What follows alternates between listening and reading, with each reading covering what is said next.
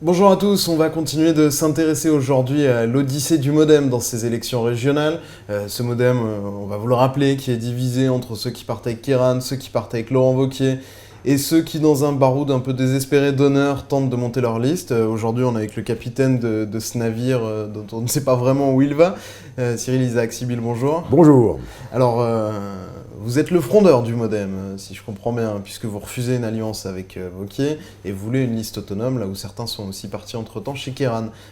Pourquoi cette liste autonome? Pourquoi cette volonté, alors qu'il y a un accord qui a déjà été passé entre le modem et Wauquiez?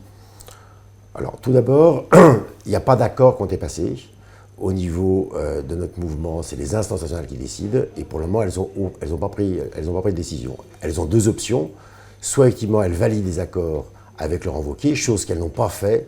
Ces accords datent de 6 semaines et pour le moment, ils ne sont toujours pas validés. Soit, effectivement, ils valident une liste autonome, une liste indépendante, une liste centriste.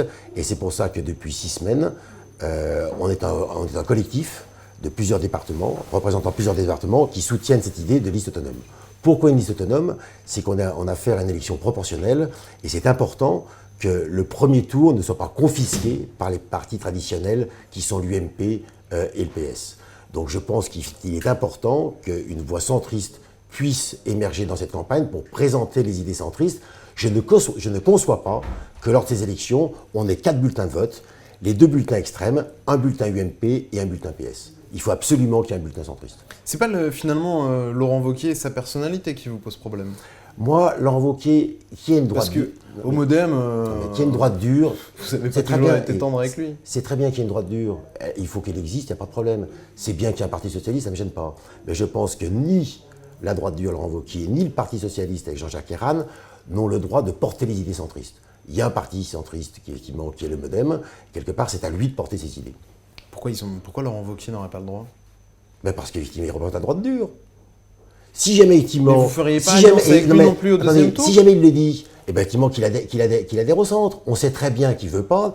Dans des interviews, même il n'y a pas longtemps, effectivement, il disait qu'il ne pas souhaiter une union avec le centre au niveau national et qu'il était en désaccord avec le national. Moi, je pense que chacun a le droit d'exister. C'est l'intérêt d'une élection.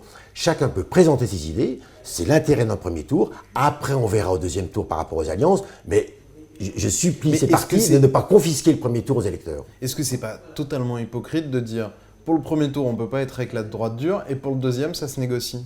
Mais c'est pas du tout Vous moquez hypocrite. un peu des gens. Mais non, mais attendez, qu'on s'entende, on est dans la Ve République, c'est les partis qui font vivre cette 5e République. Si jamais effectivement on doit arriver dans un système binaire avec les Républicains, les démocrates, qu'il y ait un seul parti de droite, un seul parti de gauche, il faut le dire. Et à ce moment-là, il faut faire une élection à un tour. L'intérêt de notre vie politique, c'est qu'elle est riche de mouvements, et c'est important qu'un mouvement comme le centre puisse exister.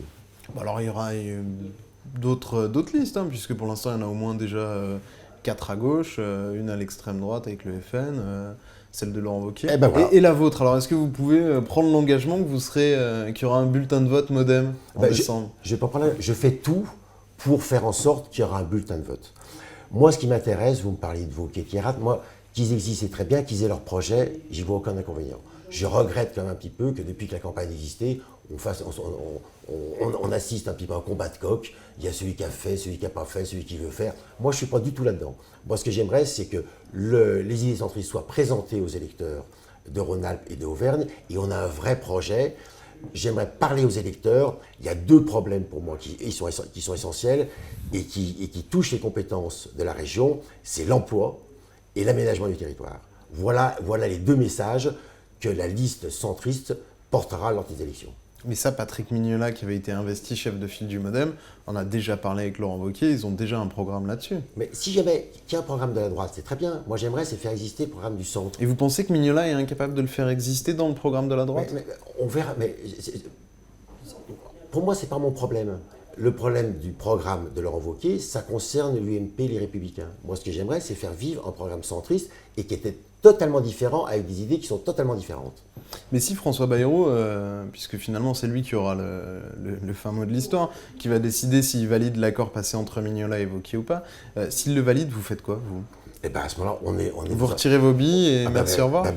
François Bayrou, effectivement, aura décidé. Il y aura, effectivement, l'étiquette modem sera collée à celle de Laurent Wauquiez. Et ça change quelque chose pour vous? Vous allez monter une liste On sans verra ça. étiquette à Pour côté? le moment, je me bats Qu'on comprenne un peu. Pour le moment, je me bats pour qu'il y ait une liste centriste. Là, on parle de trucs politiciens. Je pense que les électeurs, quand on voit le taux d'abstention qu'il y a, ils ne sont pas du tout là-dedans. Ils ne sont pas dans ces querelles de chapelle. Ils ont des problèmes. Quand on voit les problèmes qui se posent à la France par rapport à l'emploi, par rapport aux réfugiés, on a d'autres choses plus importantes. Donc je dis, quand je parle de l'emploi, il faudra faire en sorte que tout ce qui est un frein à l'emploi soit supprimé. Et tout ce qui est un encouragement à l'emploi et à la formation soit mis en avant. Premièrement. Deuxième chose, j'aimerais effectivement qu'au niveau de l'aménagement des territoires, qu'il y ait une vraie discussion.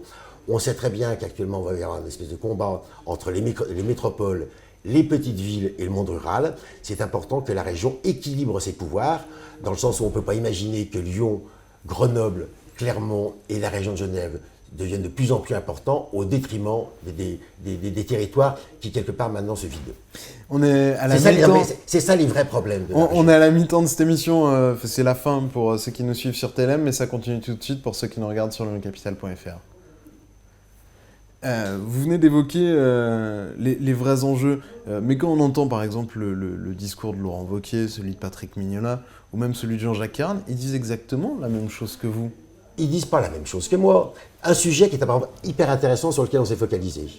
Il y a un enjeu fondamental qui va se décider dans les mois qui arrivent. C'est la privatisation de l'aéroport Saint-Exupéry.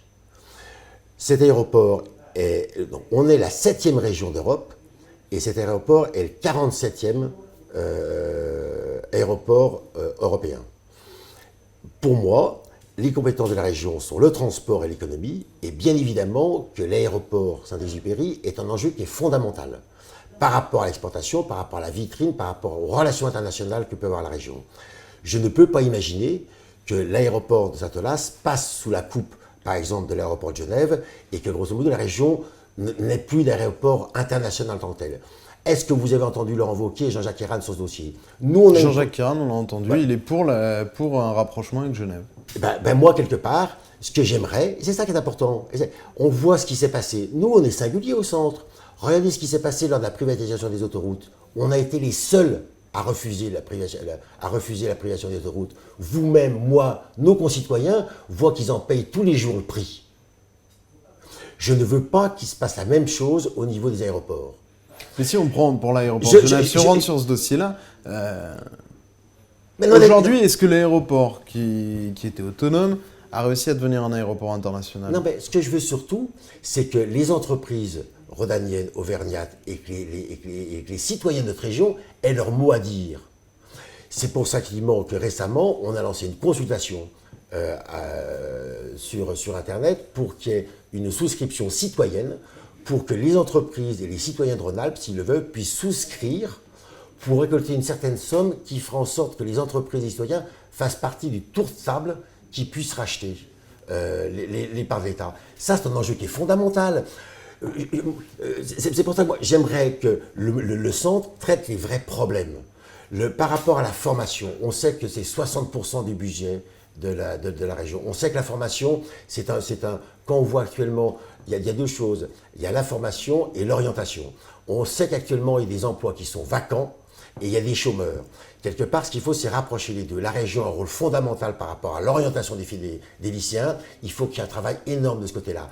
La formation professionnelle, c'est pareil. C'est une machine qui est lourde actuellement. On va avoir une région de 7,5 millions d'habitants. Grosso modo, comment va exister le rapport entre la région et le citoyen? Eh bien, nous, ce qu'on essaye, c'est un petit peu de truc. On essaie de donner un petit peu d'humanité à la formation et on proposera dans notre projet, effectivement, quelque chose qui permettra, effectivement, aux personnes en quête d'emploi d'avoir une formation de manière plus efficace et plus rapide. C'est ça les vrais enjeux. Les querelles politiciennes, ça ne m'intéresse pas. Et c'est pour ça que je souhaite qu'il y ait cette liste. Mais c'est quand même ballot, puisque visiblement vous avez un programme et vous n'aurez pas de liste. Mais non, je me bats pour qu'il y ait une liste et entre guillemets, plus les instances nationales tardent à décider, je l'interprète dans le sens où effectivement, ils ne veulent pas valider l'accord avec Wauquiez. Faut dire que François Bayrou avait dit que les valeurs de Laurent Wauquiez n'étaient pas compatibles avec les vôtres. Tout à fait. Et si jamais, je pense... Une partie du MoDem a retourné sa veste, et si jamais l'autre partie semble avoir du mal à avait faire. été content de cet accord, il l'aurait validé, et nos instances nationales l'auraient validé durant l'été. C'est toujours pas fait, c'est pour ça que j'ai espoir, et c'est un petit peu le combat que l'on mène. Mais est-ce que vous pensez que les Mignola et compagnie qui sont sur la liste de Laurent Wauquiez, puisque Laurent Wauquiez a présenté mercredi ses têtes de liste, vous rejoindrez si vous avez une liste, ou il resterait là-bas? On aurait ce qu'on appelle le centre à la lyonnaise, un peu à droite, un peu au centre, un peu chez les socialistes. Toutes les familles centristes sont assez unies sur le fond. Après, on diverge par rapport à la stratégie. La stratégie va être tranchée par les instances nationales. Une fois que la stratégie sera décidée, effectivement, tout le monde se regroupera. Mais moi, je défends cette liste indépendante dans le sens où je n'imagine pas qu'il n'y ait pas de bulletin de vote centriste à ces élections. Vous prenez Gadin sur Gadin à toutes les élections. Qu'est-ce qui vous fait dire que pour celle-là, vous pourriez avoir un peu plus de chance? Ben, c'est pas vrai. Ce que vous dites, vous renvoyez une mauvaise image du centre. Les dernières élections... Oh, vous en chargez bien tout seul. Non, s'il vous plaît, un peu de respect. Un peu de respect, ne vous moquez pas. Derrière ça, et c'est pour ça qu'on a fait ça, il y a des centaines, il y a des milliers d'adhérents. Le centre qui avait, sont bénévoles. Si on prend il y a 20 ans, le centre avait le conseil général, la région, la ville de Lyon, ils avaient tout. Aujourd'hui, il n'y a plus rien. Derrière, il y a des adhérents qui sont des adhérents bénévoles. Chez nous, il y a peu d'élus. On n'est pas des carriéristes. Par rapport, vous citiez effectivement certains des concurrents du centre, c'est des gens qui installent leur carrière et qui vivent de la politique. Ayez un petit peu de respect pour ces milliers d'adhérents qui sont là, effectivement, qui essaient de dévouer à la chose publique, et c'est ces gens-là qu'on représente au niveau du MoDem.